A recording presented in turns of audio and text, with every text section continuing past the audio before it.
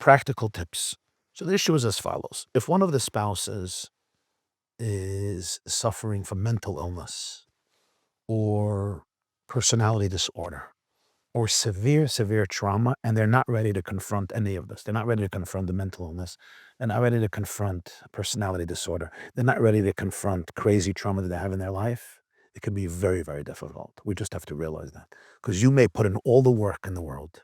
You may do all the right things, and you're not going to get the response that you want because the other person is in a very difficult situation. They're in a hole. You could pray for them. You could sometimes do things that may help them come out. There are different books and methods where one spouse really does a lot of work, and that itself can help the other person emerge. And there is validity to that, but we have to know also the limitations. We have to know that sometimes it's very, very hard when one person is in, the other person is just not ready for it. And then every person has to figure out, what's the best way. And I always say you need a good support system. You need people who care about you. And you always have to look at the big picture and, ask yourself, what are the pros and the cons in making different choices and not do anything from a place of weakness and fear. Decisions always should be made from a place of empowerment and confidence and inner bliss. You first have to connect with your own inner power before you make serious decisions. So that's number one, what I want to say. But number two, what I would say is, on a general level, I think one of the greatest tips that I have found very helpful, and I've shared this with many, is an insight by the Baal Shem Tov. The Baal Shem Tov says, the Bible says in Leviticus, Hocheach tochiach es amisecha. Rebuke, you shall rebuke your friend. This is basically a commandment that when I see somebody doing something wrong, I should stand up. I shouldn't remain silent. We don't remain silent in the face of injustice. And even if it's a friend of mine, I should speak up. If it's for his sake or her sake. Now, you do it nicely. You do it with pleasantness. You do it without embarrassing somebody, which the Torah continues to say, don't embarrass them. But it's a mitzvah to say, maybe you made a mistake, but this person's feelings were hurt. Maybe you should apologize, whatever it is. But the Baal Shem says, why does it say twice? Rebuke, shall you rebuke? It should say once. And he says, because the Torah is saying before you rebuke somebody else, you first have to rebuke another person, and that's yourself. You have to go into yourself and ask yourself, why did I get so triggered by you? What is it about me that I became so overwhelmed? In other words, do I have the courage to be able to look inward and be curious what just happened inside of me? And in marriage, this is critical because we naturally go to a place, my wife is so-and-so. My husband is XYZ. My wife is so this. I wish she can only be like this. I hate this about her. I hate this about him. And these are normal emotions we're constantly having. Why did he have to say this? Why did she have to say this? Why did she do this? Why did she ignore me? Why did he ignore me? Etc. And those are all very legitimate human emotions, but they don't help the marriage. What helps the marriage much more is for me to take a deep breath and go inward and be curious and say, wow, what just happened inside my heart? What just happened inside my chest? Why did I get that lump? Why do I have a headache? Why do I have back pain? What did my husband just say? Or what did my wife just say that triggered me so profoundly? Why do I feel like I'm going to explode? Why do I feel like I'm going to implode? Why do I feel like I don't want this marriage? Why do I feel like I want to run out of the house for 3 weeks? Why do I feel like screaming? Even if I don't, even if I don't scream, but why am I feeling all of this? What just happened? This is a very, very vulnerable space. And the answer is, it has nothing to do with what she said. It has to do with the trigger that she triggered inside of you, which is probably a wound that you have from 3 years old.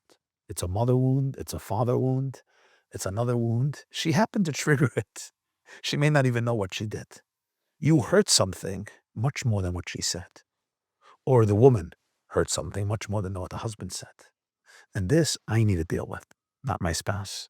I have to say, wow, I just felt once again that I'm unworthy of love. I just felt rejection, and it's reminding me of a feeling that I felt when I was 4 years old, and it's the reason I shut down my emotions. It's the reason I became a people's pleaser. It's the reason I had anxiety for so many years, and it was just triggered again. Wow, what a gift. So instead of lashing out at my wife or lashing out at my husband, I could go inward. I could have a conversation with myself and give my own wound empathy and compassion and see the love that it needs and heal it. And then what will happen is I will actually be able to connect with my spouse in a very, very real way. Lucky are the couples who know how to go inward in their marriage. And instead of always blaming the other one for being like this or not being like this, for showing up this way or showing up this way, they can actually ask themselves, what just happened inside of me? What did I not get that I was searching for? Why am I so turned off? Why am I so stressed? Why am I so anxious? Why do I feel so much anger, resentment toward this person? What just happened? What just happened? I'm telling you, this is not an easy emotion because this is going back to very, very deep places. But when I can do that, and sometimes we need help, we can't always do it ourselves. We must have help from the right people that we trust. When I can do that, I can actually give myself that love that I needed. I can heal my wound with the power of my soul, with the power of my God. Because with the power of your soul, you can heal your wounds because the soul is perfect. The soul is divine. The soul is infinite. The soul got it. But I have to have the courage to go there. Now, when I can do that and I can really, really fill that void, suddenly my relationship with my spouse can be completely on a different level. Till that point, I'm not connecting to my spouse. It's my trauma that's responding to my spouse. And sometimes it's my trauma responding to her trauma. And then her trauma is triggered by my trauma, which further triggers my trauma. And at this point, we are both in purgatory. We are both one big mess. We're like in a spider web, entangled and enmeshed by each other's insecurities. We're screaming at each other. We're upset at each other, or we ignore each other. But really, we're just two children in a lot of pain. And it's only when we can have empathy for what we're going through and be able to talk about it and say, you know, my trauma was triggered very badly when you said that. Maybe the fact that I never felt anybody was in tune with my needs. Maybe the fact that I felt ignored. Whatever it is, every person has a different story. And instead of the wife or the husband, you know, oh, here you go again with your sickness, they can make space. They could say, wow, that's painful. You know, I'm so sorry to hear about your trauma. And it could work the other way as well. Those are moments of tremendous healing because when a couple works through those spaces, they can become closer than ever before.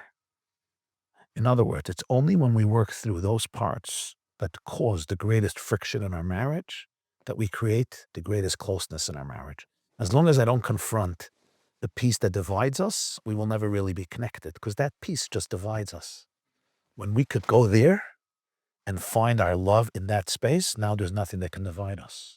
So what we do for our healing traumas, this our spouse can do for us. No spouse can heal the other spouse. Our spouses can support each other. Spouses can be here for each other like good friends. Spouses can cheer for each other. Spouses can hold space for each other at special times. But the healing process is everybody's personal responsibility. And we live today in a generation where we have to thank God because we have been given many, many gifts. We have been given many gifts. So many different modalities of healing. There are so many modalities of healing that exist today. And everybody has an opportunity to seize the gifts that God has given our generation and utilize them. And I think, you know, the more we're aware, the more we become conscious of it, the more we open up to people we trust, the more we can find out about the different modalities. The first thing is I have to get rid of my shame. You know, take anxiety. People are suffering today from anxiety everywhere. I mean, I lecture in a lot of places. This is one of the biggest topics. And it's not just people who have a lot of anxiety, you know, because whatever, you know, their house is being taken away or there's someone sick in the family. I understand. We're talking about even young people. Seemingly their life is fine, blissful, but there's anxiety. It's an inner anxiety. If I'm not honest about it, if I just walk around saying I'm perfect, then I'm never going to be able to heal. You know, if you talk about me, myself, I'm out there, but I have anxiety and I have to deal with it. And I have to deal with it on a constant basis because I have had anxiety for many years. And I would say, why do you have anxiety? Anxiety is a very deep internal process. It's not always a rational thing. Sometimes it is a very rational thing, but it's always a mechanism that the brain develops in order to protect us. So I think that all of us need to be able to utilize the gift of realizing there are tremendous amounts of healing modalities. You want to find people you trust who are also experts in the sense that they're really in tune with what you need and with what's going on. They're not just experts in abstract textbooks, but they really care about you. And it's amazing to see how much the healing availabilities there are today. It's really a miracle of our generation that I see.